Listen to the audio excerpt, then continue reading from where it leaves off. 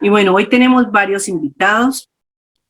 Fuera del colegio tenemos otras personitas que les hemos hecho extensiva esta invitación porque creemos que es súper importante esta temática. Por eso yo quiero pedirte que coloques en usuario, coloques el nombre del estudiante, ¿sí? De nuestro colegio, para que nosotros podamos identificar qué padres hoy nos han acompañado en este tiempo tan especial. Entonces, por favor, ten en cuenta esa parte, coloca ahí en usuario el nombre del estudiante. Bueno, y sin más preámbulos, pues le damos muchas gracias a Dios por la compañía de la Fundación EduPaz, que nos ha acompañado durante todo este tiempo y hoy está con nosotros. Entonces también le damos la bienvenida al licenciado Rodolfo, le damos la bienvenida a la doctora Sandra Tapiero, que está con nosotros esta noche, desde que vamos a aprovechar el tiempo al máximo. Bienvenida.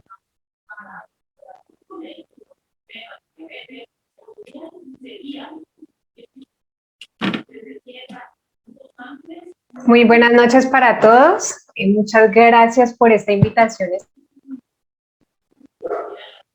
especial, acompañarles a ustedes, la familia del Colegio Bautista Betania. El tema que nos reúne el día de hoy es sobre la prevención del abuso sexual infantil. Quiero contarles que el colegio ha venido en un proceso de capacitación. Ellos han hecho un diplomado con la Fundación EduPaz, se han ido preparando para poder, de la mano con ustedes, fortalecer esas estrategias de prevención, porque no queremos más niños vulnerados, no queremos más niños con esta carga llevándola solamente ellos en sus hombros. Queremos ser parte de esos lazos que ellos tienen de apoyo, queremos ser parte de sus vidas, y por eso es supremamente valioso que usted haya podido conectarse el día de hoy. Vamos a revisar algunos conceptos que son fundamentales para entender esta problemática, pero lo más importante de todo es, de aquí, ¿qué me va a servir para aplicar en mi vida diaria? ¿Qué me va a servir para que yo pueda ser ese ángel, ese agente protector para mis hijos, para mis sobrinos, para todos los niños con los que yo de alguna manera me relaciono de manera cercana, a veces no tan cercana, pero tengo amigos, tengo conocidos, y la idea es que aquí todos podamos ser multiplicadores, porque la problemática es grande, pero si estamos todos trabajando de la mano, créanme que vamos a lograr un impacto bien importante en nuestra sociedad. Entonces, para empezar, quiero hablar de la palabra abuso. Abuso, existen muchos tipos. Hay abuso de poder, hay abuso de confianza. El abuso en general siempre nos va a referir sobre un aprovechamiento de una situación en contra de una persona o en contra de algo. Yo puedo abusar de la resistencia de una silla que está pensada, por ejemplo, para resistir 80 kilos, pero si yo le pongo 200 kilos, la voy a dañar, porque estoy haciéndole una demanda más allá de lo que fue diseñada. Lo mismo pasa con los seres humanos. Nosotros podemos aguantar cosas, podemos resistir situaciones, pero todos tenemos un límite. Y cuando nosotros hablamos de un abuso, quiere decir que ya pasamos ese límite, hay un uso excesivo, un uso que es injusto o es indebido y por ende causa un daño. Hacer el objeto de trato deshonesto a una persona de menor experiencia, fuerza o poder. Y cuando hablamos del abuso puntualmente sexual infantil, pues la palabra sexual nos hace alusión directa a nuestro cuerpo, a las partes íntimas, lo que nos caracteriza mujeres y lo que nos caracteriza a los hombres. Cada uno tiene un cuerpo diferente, un cuerpo que merece ser cuidado, es un cuerpo especial y a partir del cual nosotros nos relacionamos con el mundo. La palabra sexual se refiere a que esa vulneración, ese abuso, transgrede lo más íntimo del ser humano. Y nos vamos a dar cuenta aquí que no es solamente una relación sexual forzada, es algo mucho más grande. Y la palabra infantil pues nos va a referir a todos los niños que son menores de edad, es decir, de 18 años para abajo, desde que son bebecitos hasta los 18. Todo eso es lo que vamos a nosotros entender bajo el concepto infantil para esta charla. Entonces, el abuso sexual nos remite a prácticas sexuales que son impuestas, no son consensuadas, no son en común acuerdo.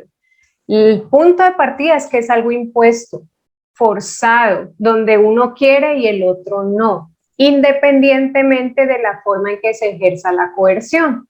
A veces nos imaginamos que va a ser en una situación donde hay violencia física, donde de pronto nos van a forcejear, vamos a encontrar moretones en el cuerpo, pero una característica muy especial del abuso sexual infantil es que no deja marcas. En la gran mayoría no deja marcas, porque la violencia es de otro tipo, es una violencia psicológica, es una violencia simbólica, es una violencia donde hay el abuso de confianza y la víctima se enfrenta a una serie de confusiones donde no sabe qué está bien o qué está mal, porque se encuentra en una situación de clara desventaja por su falta de conocimiento, por su falta de experiencia, por su falta de comprensión frente a lo que está pasando. Entonces, siempre que vayamos a hablar de abuso sexual infantil, siempre va a aparecer la asimetría de poder, es decir, las dos personas no tienen el mismo nivel de poder, no están en la misma jerarquía. Hay uno que es superior, generalmente es el adulto, por supuesto, porque nosotros somos más grandes, nosotros tenemos más fuerza, nosotros tenemos más experiencia, nosotros los adultos podemos confundir y envolver más al otro a través de mis palabras, de mis gestos, puedo tener más influencia sobre otros. En cambio, el niño siempre estará en la posición de inferioridad porque ellos apenas están empezando su recorrido, su desarrollo cerebral también es inmaduro, ellos todavía no entienden las malas intenciones de las demás personas. Y al no poder identificar esas malas intenciones, pues es muy difícil tener un pensamiento crítico que los ayude a ellos a pensar qué es bueno o qué no lo es. Entonces, primero está esa asimetría de poder, la asimetría de conocimientos, que es la que les estoy narrando, frente a también qué se entiende por una caricia buena o una caricia mala. Ese es un conocimiento que nosotros tenemos que trabajar mucho con nuestros niños. ¿Qué es una caricia? ¿Qué está permitido y qué no está permitido? ¿Qué es un beso? ¿Y dónde ponemos los besos? ¿Dónde los damos? Y dónde no podemos permitir que nos den besos. ¿Qué es eso de los genitales? ¿Y quién puede tocar allí? ¿Quién me puede limpiar? ¿Quién me puede vestir? Y cuando nosotros estamos acompañando a nuestros niños desde edades tan tempranas, desde tan chiquiticos, empezamos a hacer un proceso donde les decimos a ellos, mi querido hijo, mi querida hija, ni siquiera yo te puedo tocar, ni siquiera yo te puedo hablar así, ni siquiera yo. Así de importante es este mensaje. Entonces, nosotros empezamos a vernos desafiados frente a qué es lo que vamos a considerar como permitido para nuestros niños y qué no. Aquí no podemos jugar a las escalas grises, que de pronto, que tal vez, pero sí de pronto, nada. Lo que sí se puede y lo que no se puede, tajante. Porque si nosotros no somos radicales desde el principio, estamos abriéndole camino al abusador para que genere las confusiones. La simetría de gratificación es otro tipo de diferencia donde el placer que implica una práctica sexual no la viven de la misma manera los dos. Cuando nosotros hablamos de relaciones sexuales saludables, nosotros desde el marco de lo que nos enseña también la palabra de Dios, podemos entender que es fruto, es resultado de una pareja que ha decidido delante de Dios unir sus vidas. Unirse en un proyecto de vida, unirse en un compromiso a largo plazo, donde lo que me importa no es solamente el placer físico, también me interesa cómo está esa persona, cómo la voy a ayudar a ser mejor persona, cómo la voy a ayudar a crecer, cómo yo voy a ser parte de su vida, pero para que trabajemos en equipo, no para que haga todo lo que yo quiero y entonces la otra persona va ahí agachando la cabeza y diciendo todo sí. No, es un trabajo en equipo y las relaciones deben ser simétricas, parejas, balanceadas. Y cuando nosotros empezamos a dar lugar, y la sociedad en general da lugar a desdibujar, ¿no?, lo que realmente es el valor sagrado de una relación sexual, que sella ese pacto de intimidad y de compromiso con esa persona, y lo empezamos a llevar a otros escenarios, pues ahí es cuando aparecen esas otras oportunidades para los agresores o abusadores de decir, bueno, si lo que importa en la vida actual es mi propio placer, mi propia felicidad, independientemente de lo que pase alrededor, pues entonces prácticamente como que está bien abusar del otro. Y nosotros estamos actualmente enfrentando una crisis de valores supremamente grande que nosotros nos sacude y nos toca decir, venga, y de verdad nosotros le vamos a decir a todo sí, a todo es relativo, cada uno mire cómo quiere vivir. Pues nosotros tenemos que estar muy alertas.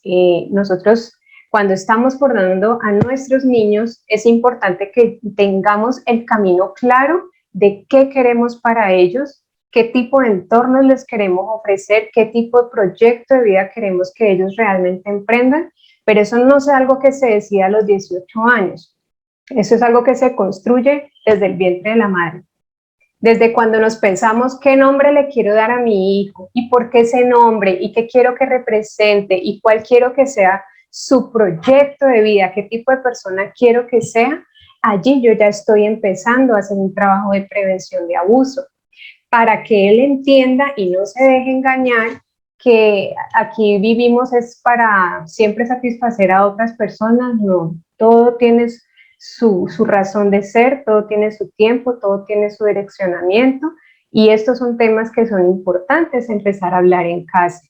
Ustedes saben que hoy por hoy hay niños pequeños, 8, 9 años, y de pronto a veces hasta más pequeños, hablando de que quieren tener novias o ya las tienen, o a veces uno mismo, ¿no?, se inventa la relación. Ay, mire cómo son novios, que me tienen juntos, el besito, y hacemos de eso un juego, hacemos de eso una broma, pero cuando nosotros recordamos y ponemos los pies en la tierra de que el abuso sexual es real, que existe y que está en aumento, en este momento en Colombia estamos muy altos en el tema del abuso sexual, uno dice no, hagamos un alto, replanteemos lo que estamos haciendo y miremos qué ajustes hacer para no empezar a abrirle espacio a los abusadores para que empiecen a jugar con nuestros niños.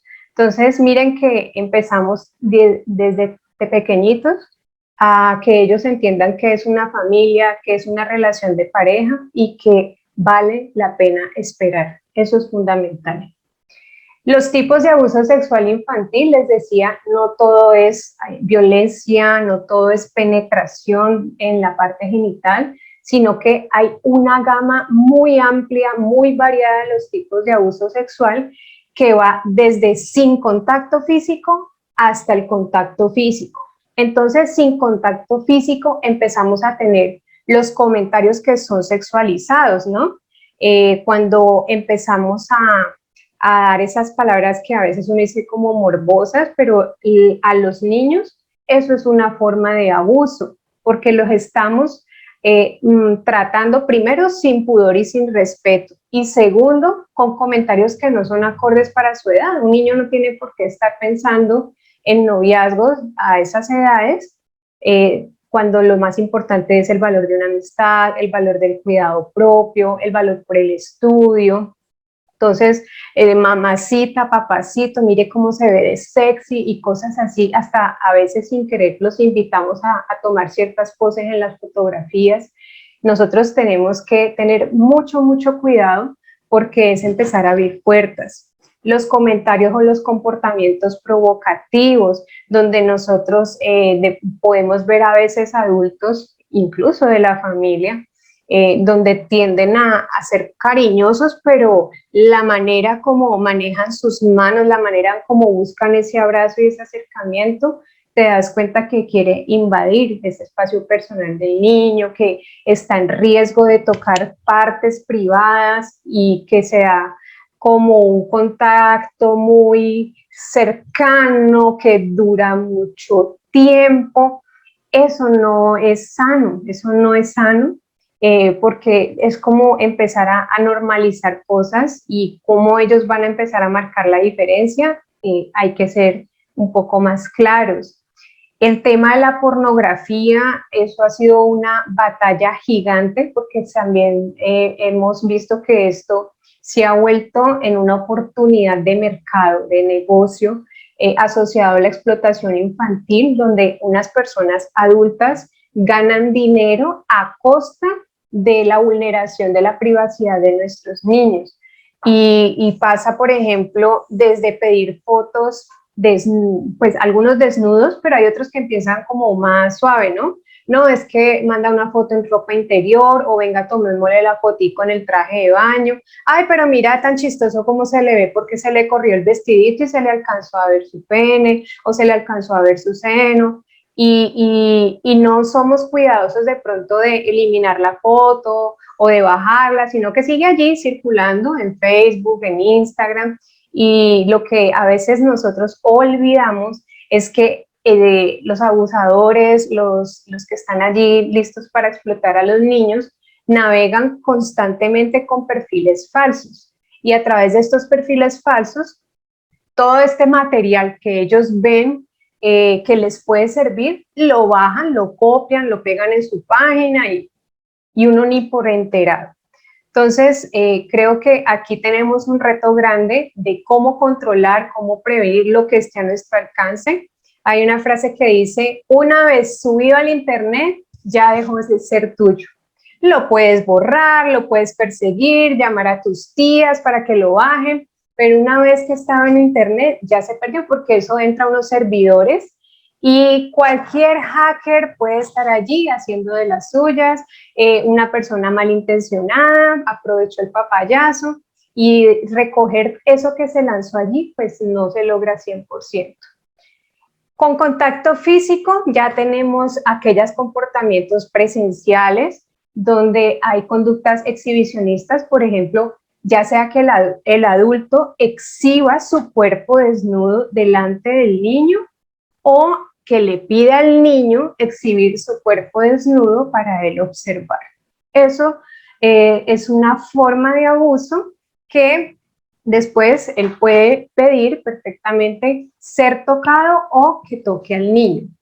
Las caricias, por ejemplo, a través de cosquillas, a través de una sobadita, a través de jueguitos, porque así son muy sutiles ellos, hablar de vamos a jugar este juego, y poder entonces empezar a tener esas caricias con un tic pues muy sexualizado, la manera como tocan el cabello, la manera como tocan la oreja, la manera como tocan las manos. Se siente que hay una contemplación, y nosotros que somos adultos y que en algún momento quizás nos hemos enamorado, pues sabemos cuál es la diferencia, ¿no? Entre un saludo de mano y un saludo de, así como de conquista, y como que me quedo y no me quiero retirar. Los besos inapropiados, algo que está muy marcado en nuestra cultura, es el dar besos, por ejemplo, en la boca. Lo hemos visto como algo muy tradicional, algo como que aparece mucho en nuestra cultura, quizás a muchos de nosotros en la infancia lo hicieron, pero cuando nosotros empezamos a enseñarles a los niños cuáles son tus partes públicas, o sea, que cualquier persona, si tú te sientes cómodo, te puede tocar, y cuáles son aquellas partes privadas que ni siquiera yo puedo tocar, el tema de la boca está como en conflicto, ¿no? Ay, ¿cómo así? Es que depende si es este o si es otro. Entonces, algo que nosotros trabajamos mucho en estos programas de prevención es que ni siquiera la boca, ni siquiera la boca. Y nosotros como adultos nos toca un trabajo mental grandísimo, porque pareciera que esa es una forma nuestra de expresar cariño, ¿no? Porque pues así lo hicimos con la pareja. pero como los niños están en un proceso de formación, donde también tienen que empezar a identificar que una cosa es relación papá-mamá, ¿cierto? Con ese amor eros, amor erótico, diferente a ese amor filial, amor de familia entre una madre y su hijo o entre un padre y su hija. Eso es importante, empezar a hacer esa diferenciación, porque esas son cosas que van quedando por allá dentro de la mente de los niños y poder desligar esos procesos se vuelven complicados y se vuelven también en una oportunidad para los abusadores ganar terreno. Entonces, en la medida que ellos van llenando vacíos de presencia, vacíos de reconocimiento, vacíos emocionales en los niños, por ahí se van entrando, entonces dicen, ay, como yo soy tan especial, entonces regálame un beso en la boca. Y si el niño no ha aprendido algo diferente, para él va a ser normal que esa persona que tanto la quiere, que tanto la escucha, que tanto la cuide, pues se merezca su beso. Por eso la necesidad de nosotros poder ponerle un límite a eso y decir, ni siquiera en la boca, ni siquiera yo como mamá, ni siquiera yo como papá. Los tocamientos es todo lo que implique contacto físico, cuerpo a cuerpo o a través de las manos.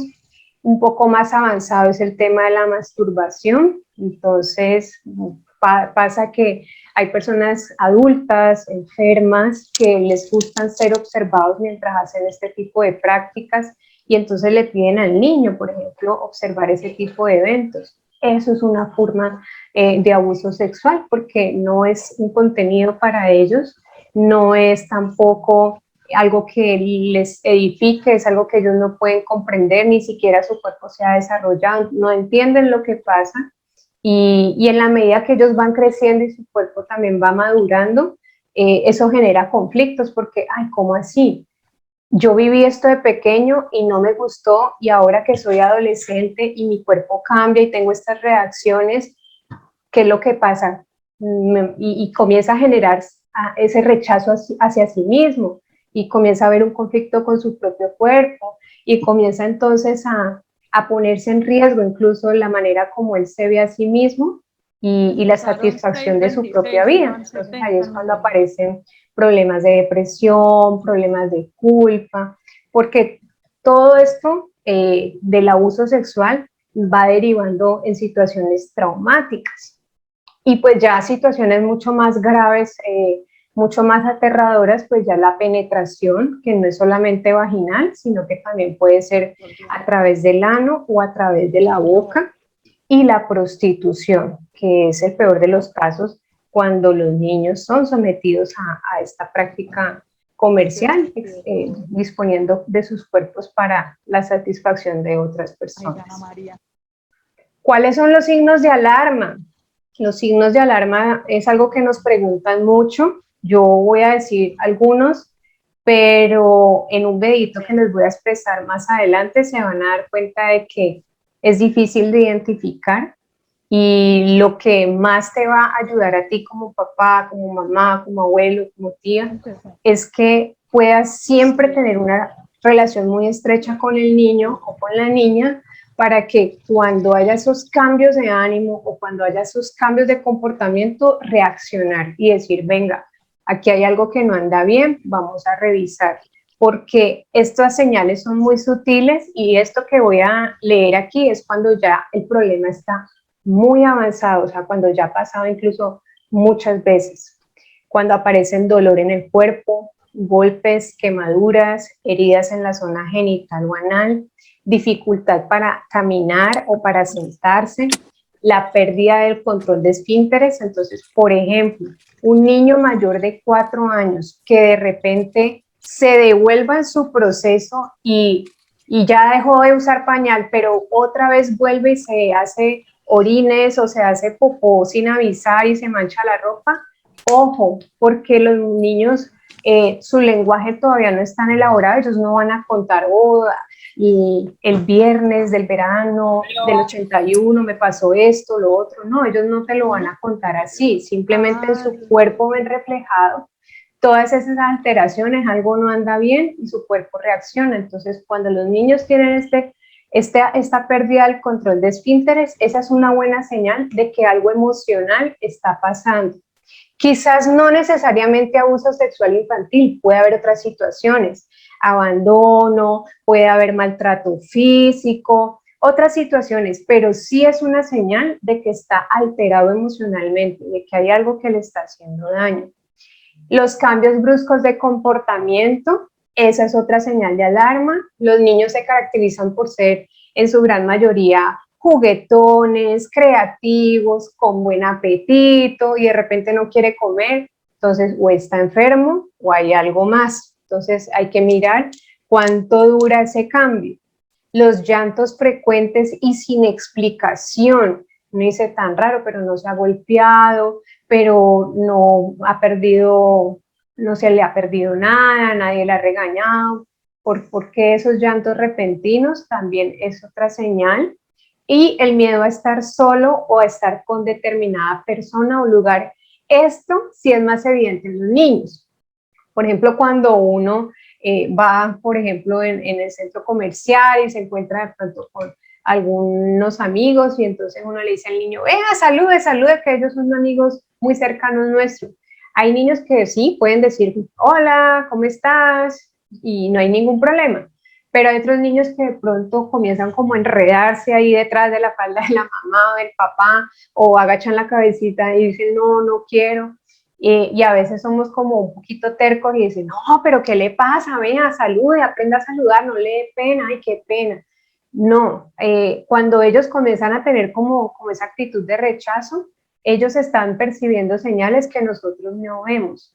Entonces lo que hay que hacer es darle su espacio y decir, no, tranquilo, dile desde allí hola, pero que no obligarlo a que salga de detrás, no obligarlo a que le dé la mano ni le dé un beso a nadie, porque ellos no se sienten en esa confianza, no sienten la seguridad y lo que ya uno hace a solas con ellos en un ambiente muy tranquilo, muy acogedor, es decir, qué fue lo que sentiste, qué pasó, se te recuerda a otra persona, a ver ellos qué logran decir o qué no te gustó, para saber qué es lo que está generando ese rechazo. A esas señales es bueno prestarles atención. Otro signo de alerta que podemos identificar en ellos es cuando hay esa resistencia o ese rechazo a desnudarse, sobre todo a la hora de bañarse, cuando son pequeñitos, 3, 4 años, que uno todavía les está haciendo como un refuercito. Hay que mirar qué es lo que pasa cuando genera ese rechazo, el aislamiento y el rechazo de las relaciones sociales, el rechazo a las caricias, a los besos o al contacto físico.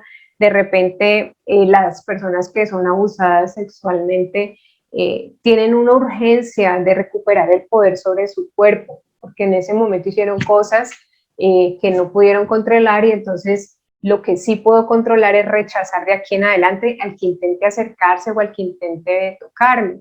Entonces, esa es otra señal que uno logra identificar. Las conductas seductoras, sobre todo en las niñas, es otra señal de alarma. Sobre todo uno lo ve más o menos como a los 8 años en adelante, donde ya ellas comienzan a ser mucho más fluidas en sus habilidades sociales. Y cuando aparecen esas conductas seductoras, uno dice a veces, ay, pero esa niña tiene mundo, o qué le estarán enseñando en la casa, o cómo será la mamá, y empezamos a hacer teorías y teorías, pero lo que nosotros tenemos que hacer un alto es que eso no es normal, y lo que tendríamos que explorar es, venga, aquí puede estar pasando algo, conversemos con quién está viviendo la niña, quién es como la persona que se ve cuidadora y protectora de ella, y poder entonces ayudarle a lo que esté viviendo. Las conductas precoces o conocimientos sexuales inadecuados para la edad, uno como lo ve en las conversaciones de los niños, en los juegos, en sus dibujos, que de repente comienzan a hablar de estos temas y uno dice, pero ¿cómo así? Un niño de 5 o 6 años que se pone a estar hablando de estos temas, ¿de dónde lo está viendo? ¿Dónde lo está escuchando? Y resulta, por ejemplo, con el tema de la pornografía, que a veces como adultos fallamos y fallamos a veces sin querer. Por ejemplo, digamos que la hora de dormir del niño sea a las 7 de la noche, que la casa, por decir algo, que sea de 2 pisos, entonces abajo está la sala, el segundo piso la habitación del niño, y entonces todos juramos que ya se quedó dormido. Y entonces los papás, para de pronto relajarse un rato, ponen una película, eso sí, mayores de 18 años, y, y la ven y se entretienen y no pasa nada. Y a veces los niños se levantan, se asoman, ven las escenas y regresan a la cama. Y al día siguiente, pues, ese es el juego que van a mostrar en el colegio. Entonces uno tiene que ser muy cuidadoso porque puede ser que pueda deberse a situaciones accidentales dentro del hogar, que se puede solucionar, que se puede ajustar, pero hay otras situaciones que uno dice, no, venga, pero nosotros no hemos visto ningún tipo de películas así, en la casa no se habla de esto, ¿con quién está pasando tiempo el niño? ¿Qué es lo que está pasando? ¿De dónde está sacando estas ideas? Ahí nos toca revisar.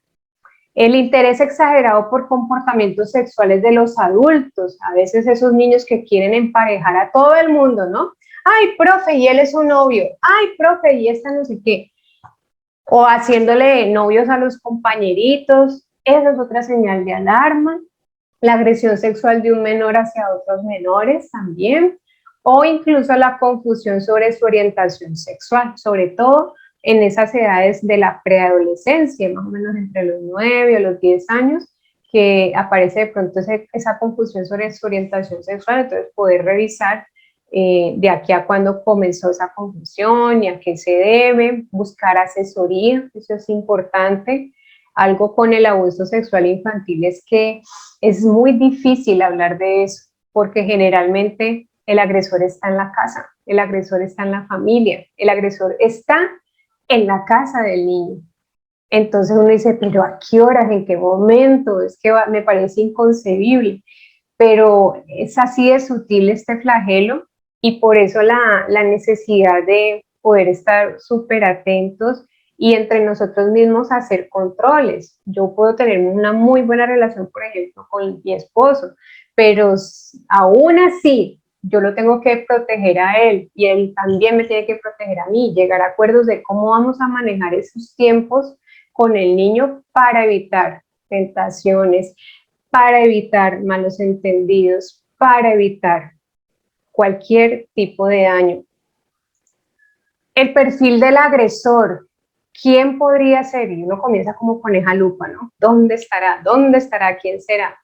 Hay algunas pistas, no son definitivas, por eso son pistas, que nos dan una idea, ¿no? Lo primero es que es una persona de su entera confianza, señora mamá, de su entera confianza, señor papá. Empecemos por allí. Es un nivel de astucia supremamente alto, con sus pares, es decir, con adultos de su misma edad. Puede ser una persona que tienda a ser aislado socialmente, no todos los casos, hay otros que son muy sociables. Puede ser una persona con dificultades en su relación de pareja. Ahora, si se nota o no se nota la dificultad, eso es otro cuento, porque hay parejas muy buenas en engañar y en aparentar una relación perfecta y detrás todo derrumbándose. Personas de pronto ausentes del hogar, que uno vea como mayor dedicación en otras labores, llámese ministerio, llámese trabajo, llámese proyecto, entonces generalmente ausente del hogar. Con el menor asume unos comportamientos sumamente protectores, se vuelve, mejor dicho, lo mejor para ese niño, lo mejor para esa niña, porque de repente da todo por él. Se vuelve celoso, busca lo mejor, lo trata súper bien, le da regalos, lo complace con todo lo que él quiere, que sus juegos, que su regalo, que venga, escúcheme esto, todo eso lo hace el agresor. Es muy bueno para dar al niño, muy generoso y consigo mismo, internamente, pues es una persona propensa al abuso de drogas o alcohol. Miren que de esto a veces casi no hablamos porque nos da como pena, ¿no? Pero en muchas familias colombianas vemos que el consumo de alcohol es alto, ¿no? Especialmente si tenemos una excusa, partido, la fiesta, el cumpleaños, etcétera, etcétera, etcétera. Y a veces también he conocido casos que estando bajo la influencia del alcohol es que ocurre el abuso. Y amanece al día siguiente con la laguna, ¿no? Yo no me acuerdo de nada, yo no sé el niño cómo apareció aquí, no sé nada. Pero el niño crece y crece y crece, y eso sí, no se le olvidó, porque él sí estaba en sus 5 sentidos y se le dañó la vida. Entonces, miremos también esa parte, retémonos como familia, cómo nosotros vamos a tomar decisiones frente al consumo de alcohol, frente al consumo de drogas, hasta dónde realmente eso nos aporta primero a nosotros como personas y segundo a nuestros niños. ¿Cómo los protejo? Si digamos en la casa tenemos un tío que es, mejor dicho, pegado de la bebeta, pero no lo vamos a poder sacar de la casa por ahora por X o Y razón, bueno, entonces, ¿qué controles vamos a hacer para que el niño no vaya a correr ningún riesgo? Eso tenemos que revisarlo, como si vamos a delimitar espacios de la casa, o llaves, o mientras esté embriagado no entra a la casa. Pensarnos, ¿no? Pensarnos qué podríamos hacer diferentes para proteger a los niños, que de pronto no ocurra que entren a su cuarto a escondidas y pasen estos abusos. Cuando el agresor también tiene baja autoestima, esa es otra característica que se tiene. A veces pueden tener enfermedades mentales de base, hay otros que no, pero en general sí hay una falencia de autoestima porque el hecho de que tenga que buscar placer en alguien inferior a él, tan inferior como un niño en términos, no de que el niño sea poca cosa, no, los niños son hermosos y son tesoros grandes, hermosos, pero ellos hay que reconocer que son más inmaduros físicamente y mentalmente. Entonces, allí ellos están buscando refugiarse en alguien menor a ellos para tratar de sentirse bien. Eso es una señal de crisis en su autoestima, en su autoconcepto, y probablemente han sido víctimas de abuso sexual en el pasado, sea que lo tengan claro en su conciencia y en su recuerdo, o pueda que no. ¿Qué hacer frente a este tipo de casos? Lo que nosotros siempre hacemos el llamado a toda la comunidad, llámese vecino, llámese colega, llámese familiar, llámese profesor, el que sea, abuela, tío, primo, hermano, el que sea. Todos tenemos la responsabilidad civil de activar la ruta de atención integral. Y cuando hablo de responsabilidad civil, es que hay todo un documento legal que nos dice que si nosotros conocemos de algo y no lo hacemos, no lo denunciamos, somos cómplices, y eso da cárcel, porque es un delito, porque ya está comprobado que esto le daña la vida a los niños. Esto genera heridas muy profundas que afectan a todo nivel, en su personalidad, en la seguridad en sí mismos, en su trabajo, en muchas áreas, incluso en su salud. Entonces, todos sí tenemos esa responsabilidad de activar la ruta de atención integral. Y puedo activar las rutas de atención integral desde cualquier lado, pero esos lados siempre van a conectarse, deben conectarse, porque son estas 3 áreas principales que aparecen aquí.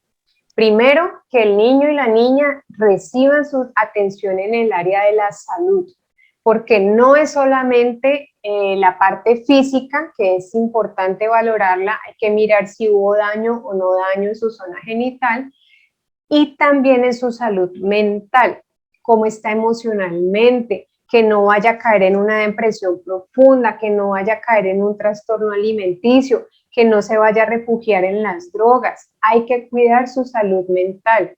Aquí vale ir a cualquier hospital, cualquier clínica, cualquier centro de salud. Siempre decimos, vaya al centro de salud más cercano. No hay excusa para no ir.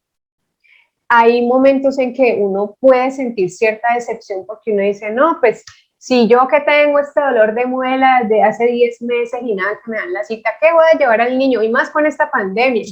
Y tenemos las excusas allí, pero realmente no nos carguemos si el otro hace o no hace. Cada uno velemos por la responsabilidad que sí nos toca, y a nosotros de primera mano, los que estamos en contacto directo con los niños, sí activemos, hagamos esa denuncia, porque por lo menos, yo digo, lo mínimo, el mínimo mensaje que le queda al corazón del niño es que mi mamá sí hizo algo, mi papá sí hizo algo, mi papá me defendió, mi mamá me cuidó. Pero como cuando nos hacemos los de la vista gorda, eso sí que duele 2 veces más. La otra entidad que ofrece la parte de protección es Bienestar Familiar, es la Defensoría del Pueblo, son las comisarías de familia. Y aquí yo les quiero dejar también una claridad que si ustedes la pueden empezar a divulgar a otras personas sería maravilloso. La misión, el propósito de Bienestar Familiar no es arrancar a los niños de sus familias.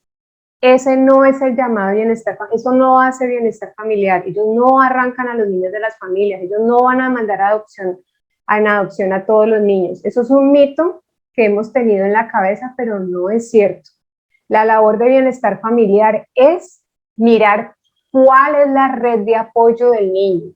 Si yo estoy sospechando que el agresor, por ejemplo, es el padrastro, tengo que revisar quiénes de esa familia sí lo protegen, sí lo cuidan, porque son los primeros convocados a ser esa red de apoyo, a participar y desde instancias legales como la comisaría de familia decir, venga, de aquí en adelante la custodia va a ser para el tío, para la tía, tal, porque hemos demostrado, ustedes nos han dado fe y se ha hecho la observación y el sondeo de todo, de que ellos sí van a cuidar bien del niño.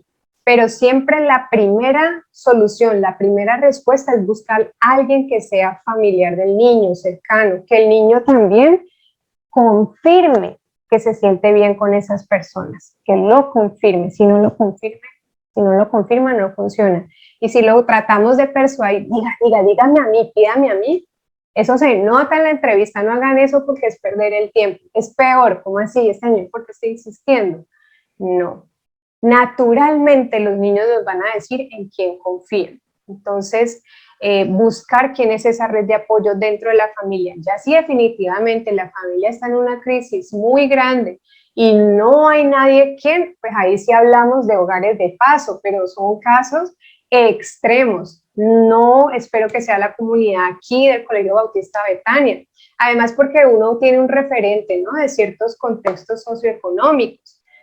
Aquí sea como sea, hay la posibilidad de uno empacarle una loncherita al niño, de comprarle su uniforme quizás, sus materiales. Hay otros niños que no tienen nada de eso, sus condiciones incluso de presentación son bastante denigrantes, o sea, se ve el descuido, ni siquiera se bañan, hay un abandono evidente, son situaciones extremas. Entonces, eso es importante tenerlo claro porque es fijar un compromiso con esas personas que van a ser su red de apoyo para que ellos puedan velar por la protección del niño, por su recuperación, pero también el distanciamiento y los límites con esa persona agresora.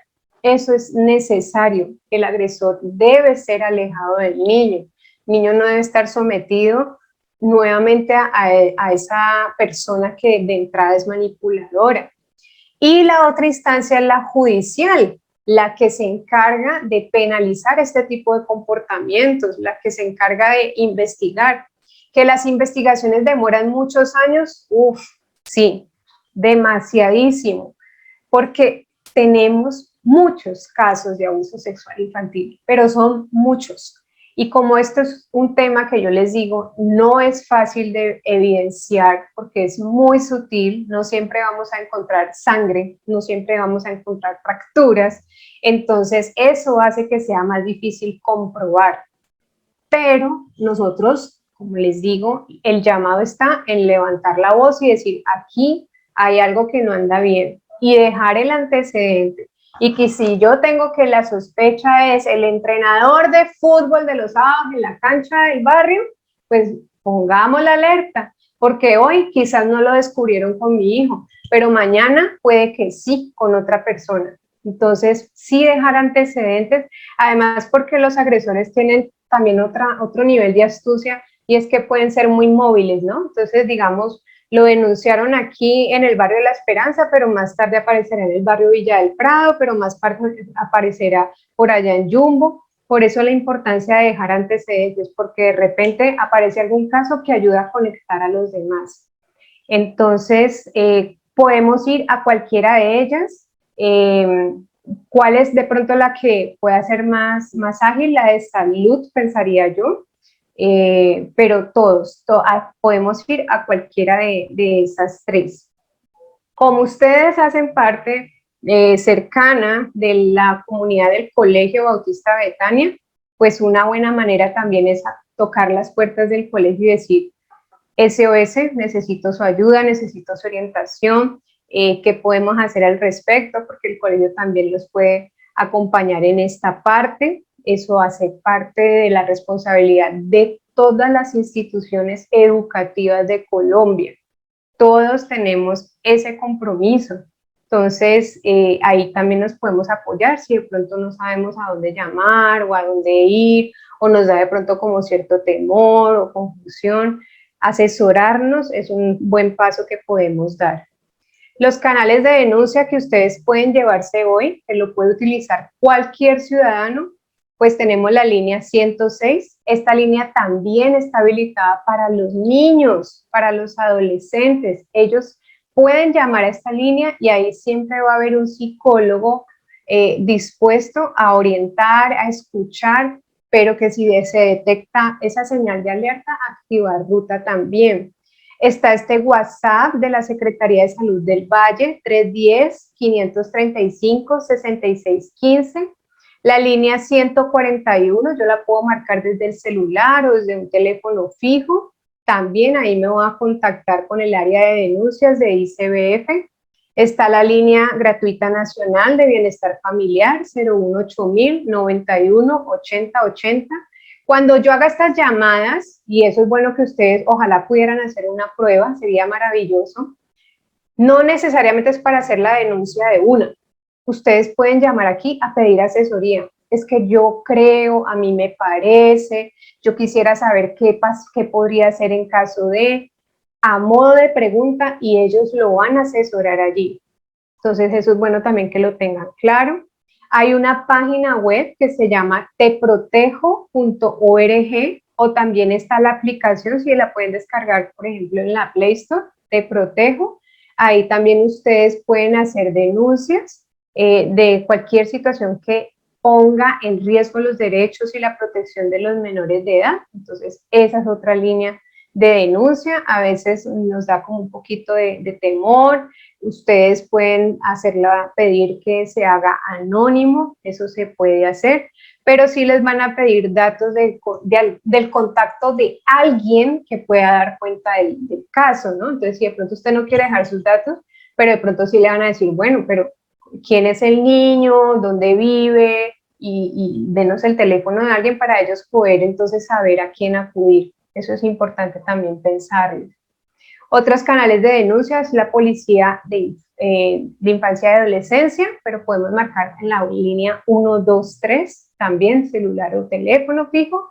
Y los teléfonos de la fiscalía, digamos que uno va de una a la fiscalía, sobre todo cuando hay unos signos supremamente evidentes del daño o una evidencia que uno dice es fehaciente. Para poder, esta URI se llama Unidad de Reacción Inmediata, es cuando la situación está allí, calientico, acabo de pasar. Y las comisarías de familia están aquí en esta tablita, que también es bueno, de acuerdo al lugar donde usted vive, poder identificar cuál es la más cercana y poderse comunicar a esos teléfonos o ir hasta la oficina. En esto, yo sí les digo a todos los que están aquí presentes, cuando ustedes vayan a estos sitios, váyanse caracterizados, váyanse con la seguridad de que usted está activando una ruta de atención y ellos le tienen que dar respuesta. No puede ser una respuesta, es que el comisario no trabaja hoy aquí. Bueno, por favor, usted va con papel y lápiz, dice, por favor, me escribe aquí que usted me está diciendo que el comisario no está y por tanto no puede recibirme mi caso. Ustedes tienen derecho de que les reciban su denuncia por escritos, tienen su derecho de ser escuchados. Y si esto no se está cumpliendo, ustedes tienen que hablar con esa red de apoyo, llámese colegio, llámese otras instituciones que ustedes puedan conocer cerca también del colegio, del lugar donde viven, para que pueda abrirse el proceso como debe ser. ¿Por qué es importante este proceso de la denuncia? Porque nosotros cuando hablamos del abuso sexual infantil, así como cualquier otro tipo de trauma, siempre va a haber un ciclo. Cuando aparece el evento, cuando aparece la vulneración, pues vemos las secuelas en los niños, ¿cierto? Entonces hay cambios físicos, hay daño, choque, negación, alteraciones emocionales, ansiedad, temor, hay un reconocimiento de la pérdida, de que ya su vida no es como antes, puede generar pánico. Hay gente que hace este clic años después, ¿no? Como que, uy, ¿cómo así? Venga, yo como que sí fui abusado y no me di cuenta sino hasta ahora que me estoy capacitando. Entonces aparece cierto pánico, aparece un duelo que nunca antes había vivido, o aparecen comportamientos de insensibilidad o de aislamiento, enojo, hay un cuestionamiento espiritual, hay una pérdida de significado, la sensación de culpabilidad, de por qué tengo que seguir viviendo, mejor me muero, hay vergüenza, hay humillación, hay una incapacidad aprendida que se refleja en otros entornos de la vida, y es que como no pude decidir sobre mi cuerpo cuando fui abusado, entonces sin querer, de manera inconsciente, yo no tengo el control sobre nada. Entonces son personas que no logran terminar proyectos, empiezan pero no terminan, o comienzan a vivir eventos del pasado, comienzan a tener esos pensamientos intrusivos, empiezan a evadir recuerdos, o comienzan a estar en un estado muy alto de alerta, o aparecen los deseos de venganza, necesidad de justicia. Y nosotros, si dejamos que este ciclo siga así, sin ningún tipo de intervención nuestra, pues van a repetir y se van a aparecer más y más abusos. Entonces, es importante poder trabajar primero desde la prevención para que no aparezcan más casos. Cuando haya cambios fisiológicos, emocionales, que podamos detectarlos a tiempo, que podamos hacer la denuncia lo más pronto posible, y frente a todo lo demás, cuando ya aparezcan estas crisis emocionales de pérdida del sentido de la vida, o que la persona no logra sacar adelante sus metas, sus sueños, y va de fracaso en fracaso, definitivamente necesita un acompañamiento intensivo a nivel médico, a nivel de psicoterapia y de su red de apoyo. Solito no va a lograr salir de allí. Eso no se logra solo. Se requiere de todo un equipo profesional para superar eso. Y la red de apoyo principal es familia y colegio. Por eso es que tiene que haber un engranaje muy fuerte. Por eso estos espacios de escuela de padres tiene que volverse cada día más fuerte. Y el que no vino, pues entonces miremos cómo lo desatrasamos, porque esto es un asunto de todos. También suele suceder que a las escuelas de padres van las familias que están muy estructuradas, las que son líderes, las que siempre toman la palabra, las que quieren hacer cosas chéveres para su comunidad. Pero también tenemos familias que uno sabe que nunca aparecen en una escuela de padres, que nunca van a una reunión, que nadie les conoce el rostro. Ojo, porque esas familias pueden estar teniendo una batalla que se vuelve caldo de cultivo para este tipo de problemáticas. ¿Cómo nos vamos a aproximar? ¿Cómo los vamos a acompañar? ¿Cómo empezamos a estrechar esos lazos? No para que se sientan juzgados, porque eso va a generar más aislamiento, sino estrechar puentes. ¿Qué mensajes estamos invitados a dar a los sobrevivientes? Que la culpa no es de ellos, la culpa es del agresor. La actividad sexual entre un menor y un adulto está mal, de entrada está mal. Nadie merece ser abusado. No está bien guardar secretos. Entonces, está bien no guardar algunos secretos, porque a veces hay como esa culpa, ¿no? Es que me dijeron que era un secreto y no lo podía contar, pero no me siento bien. Tranquilo, no todos los secretos hay que guardarlos. Si no te da paz, háblalo. Si no es algo que nos va a poner a todos felices, háblalo, porque hay algo que entonces no está funcionando bien. Siempre hay que informar el abuso, siempre. La víctima no es responsable de las consecuencias de contarlo. Ay, a veces pasa el reclamo, ¿no? Ay, ¿para qué puso a abrir la boca? Mire, ahora su mamá y su abuela no me hablan. No, qué pena, pero eso no es culpa del niño. Eso no es culpa del niño que de repente se detonó un problema familiar que seguramente ya venía ahí debajo de la mesa, hasta que explotó. Entonces, no es la culpa del niño, no hagamos esas acusaciones. Por el contrario, a los niños hay que felicitarlos siempre por su valentía, siempre por esa decisión que ayuda a romper el ciclo de la violencia. Y que si ha sufrido abuso, que puede recibir ayuda, que puede recuperarse. Es importante inculcarlo, que hay posibilidades de recuperarse, que todavía tiene una oportunidad. A la iglesia o al colegio, a los que son instituciones, poder decir que debemos evitar que continúen los abusos, un compromiso de todos para escuchar a las víctimas, dar apoyo y protección a las víctimas, proteger a otros menores de edad con las que el abusador pueda tener contacto y asegurar una respuesta apropiada del sistema judicial. También contrarrestar los mensajes distorsionados que se reciben sobre el sexo y su significado, la importancia de enseñar una sexualidad saludable, una sexualidad con propósito.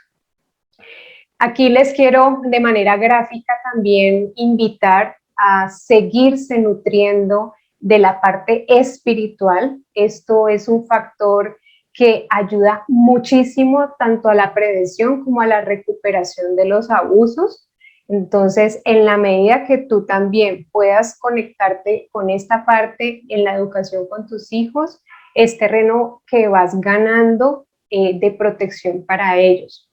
Juan 14:27 dice, la paz os dejo, mi paz os doy, yo no os la doy como el mundo la da, no se turbe vuestro corazón ni tenga miedo. Entonces, en la medida también que le vamos dando más lugar a Cristo en nuestras vidas, vamos a estar más blindados, vamos a tener más seguridad para decir, no, no me hagas daños, valgo mucho, Dios me ama y tú me debes respetar. Jesús es la mejor historia de amor que tocó mi corazón y es una oportunidad para que los niños también lo conozcan, cada uno desde su experiencia personal, para que asimismo vea que su vida sí tiene sentido, sí tiene un propósito, y por eso es importante poder tomar unas decisiones muy, muy sabias. Y quiero regalarles Mateo 25:40, que dice, les aseguro que todo lo que hicieron por uno de mis hermanos, aún por el más pequeño, lo hicieron por mí. Entonces, también es una demostración que todo lo que nosotros podamos sembrar en el corazón de nuestros niños es una forma también de servir a Dios. Muchas gracias por su atención. No sé si de pronto hay algunas preguntas. Voy a mirar aquí el chat.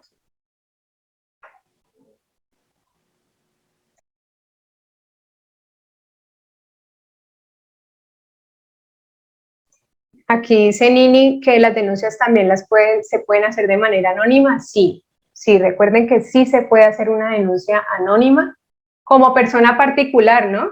El colegio no. O por ejemplo, cuando ya somos una institución constituida, ¿no? Como una personalidad, ¿cómo se le llama? Como una persona jurídica, obviamente pues ahí no. Entonces, pero siempre que podamos dar un contacto para que ellos sepan con quién hacer el seguimiento del caso.